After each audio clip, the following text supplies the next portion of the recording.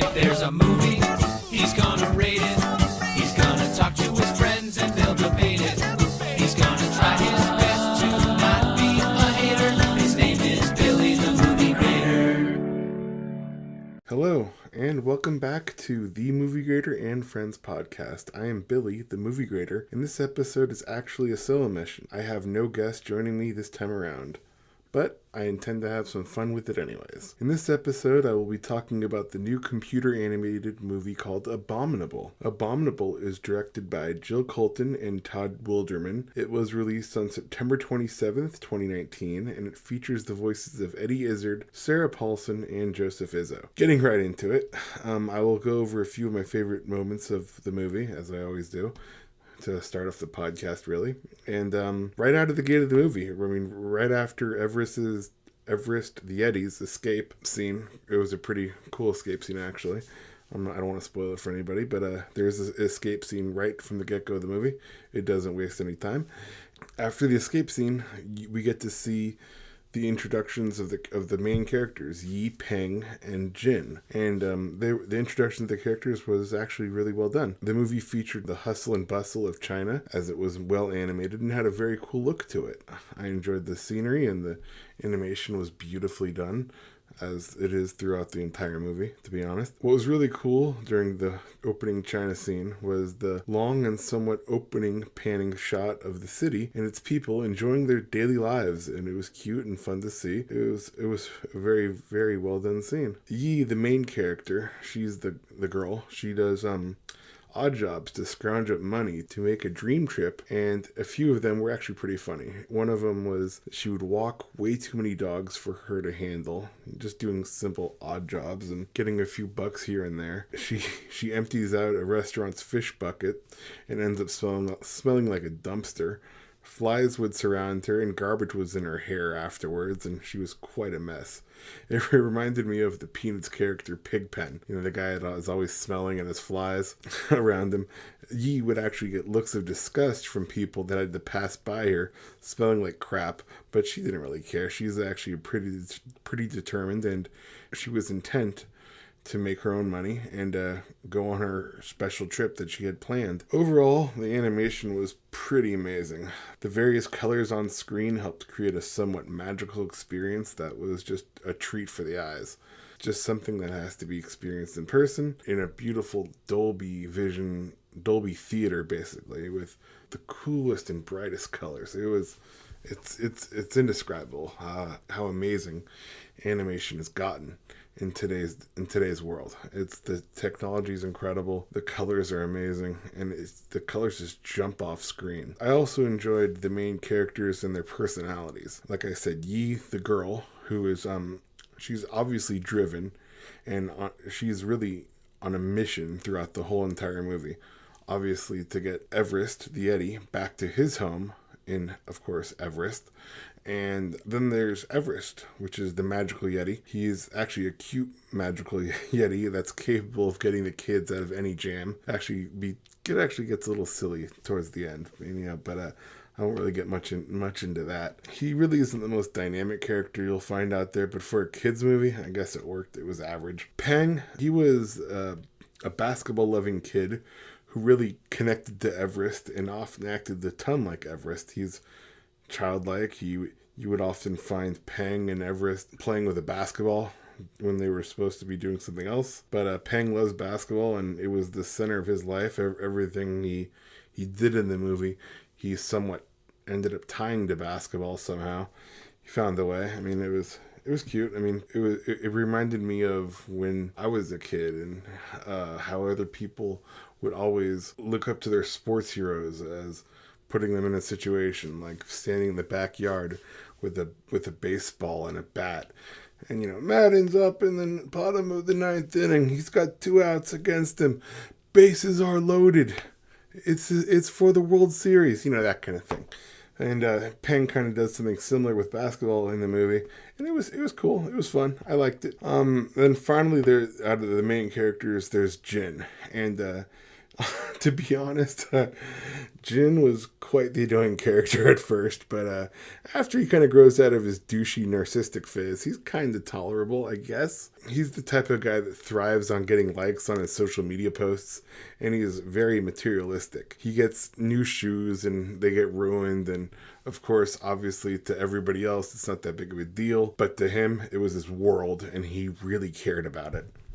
He was kind of a cardboard cutout character. Like I said, he's super into himself. He loves himself, and he's the kind of guy that loves to stop and check out himself in a mirror constantly, and is always worried about his hair.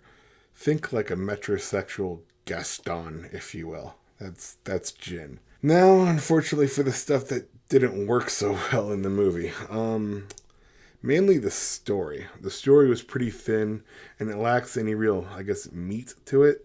It was your typical story of friendship with a side order of an escorting mission and an extra side of the whole accepting someone even though they are a different message.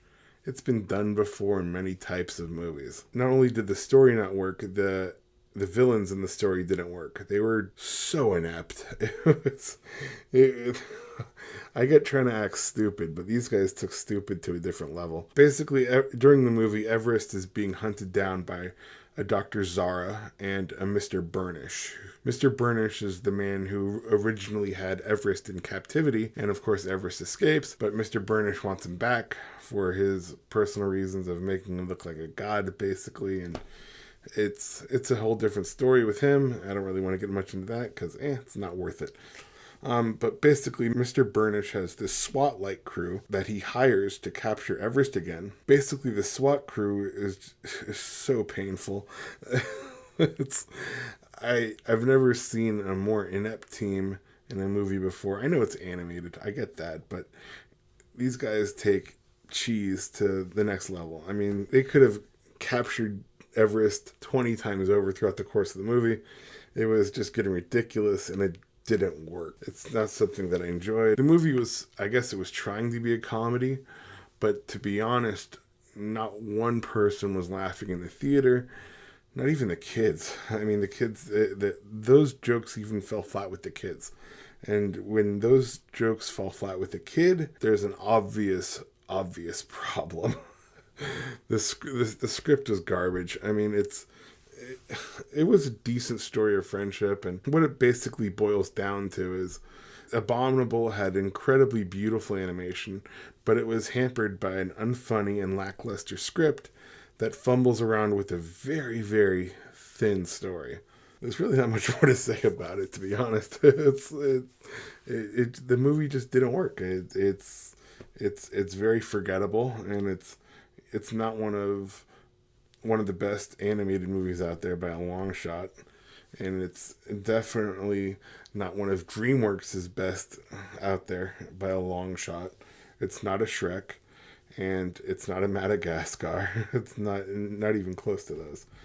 But I mean, so that's why I gave it just a C. I mean, mainly because the animation was really well done, as to be expected, I guess, at this point by DreamWorks. But yeah, the story was just garbage. It's what it came down to be. Moving on to something that I hope will be better. I'm praying will be better. I just don't want to get myself so hyped up for it, but I am. The only upcoming movie to be released this week on October 4th is Joker. I'm really excited about the movie, and I'm sure a lot of people are as well. Joker is directed by Todd Phillips, and it stars Joaquin Phoenix and Robert De Niro. And basically, Joker is about a character named Arthur Fleck and his journey to become the famous Batman villain, the Joker. Surprise. Again, I'm very excited for this movie. I already have my ticket for Thursday. I actually have met Joaquin Phoenix, and he's a super nice guy. I think the Oscars will be thrown at him and the movie come Oscar season. Just a prediction. I haven't seen the movie yet. I'm recording this on Monday, the 30th, which is actually National Podcast Day. So you guys won't hear this till Tuesday, but happy National Podcast Days for all you podcasters out there. This is our day, I guess. Have fun with it. Anyways, back to Joker. I'm trying not to set my expectations too high for fear of being let down, but I'm fairly confident this one will be a winner. Like I said, I got my ticket already for 4 p.m. on a Thursday, and God, it's sad that I have to get into this, but I pray that some asshole doesn't try any shenanigans in my theater or any theater. I've heard some chatter that there could be an issue that some people are scared of going to see the movie because Joker does touch upon mental health, and some authorities are scared that some morons are going to try to recreate the 2012 Dark Knight Rises shooting in Aurora. I'm not going to mention that asshole's name. He doesn't deserve it. Do I think anything will actually happen? No. But in times like these, we all need to be on guard at all times because you just never know, unfortunately. It's a sad time that I even have to say this. If you go see the movie, enjoy it. Stay safe and be aware. I pray nothing happens. That's all. I'll leave it at that. I pray nothing happens. I'm going to go in there, enjoy it, and have a good time. Hopefully it won't be disrupted by anybody. And yeah, that's all I could really say about that. Oh, this episode, it's a lot shorter, obviously, because it's only me. But that will do it for this episode of the Movie Grader and Friends podcast. Next Tuesday, be on the lookout for the episode dealing with one of the most highly anticipated movies of the year, Joker. Please find me on Instagram and Twitter at The Movie Grader, and please visit my website, www.themoviegrader.com. On iTunes, please review and subscribe to the podcast if you haven't already. Also, this is super important. Please tell your friends about the podcast. I really thank you guys for the support. Those of you who have been listening since the very first one that I put out. I would love to get more subscribers. So please spread the word. I would be forever grateful. The Movie Grader and Friends podcast is available on all major podcast platforms, such as Apple Podcasts, Anchor, Spotify, Google Podcasts, Stitcher, iHeartRadio, and basically anywhere you can get your podcasts. This has been the Movie Grader and Friends podcast. Thank you for your time. Feel free to email me at themoviegrader@gmail.com with any comments or suggestions, and I will see you next Tuesday. Thank you so much. His name is Bill.